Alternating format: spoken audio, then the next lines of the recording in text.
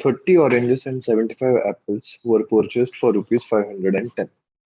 Price per apple was rupees 2. Then the average price of orange was 30 oranges and 75 apples were purchased for 510.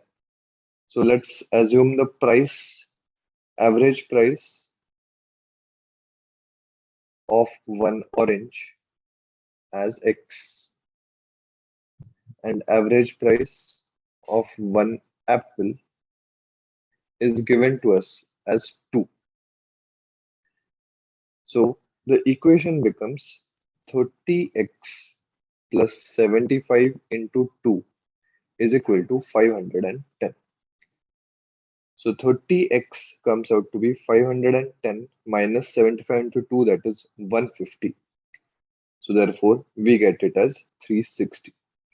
So therefore we can say x is equal to 360 upon 30, that is 12.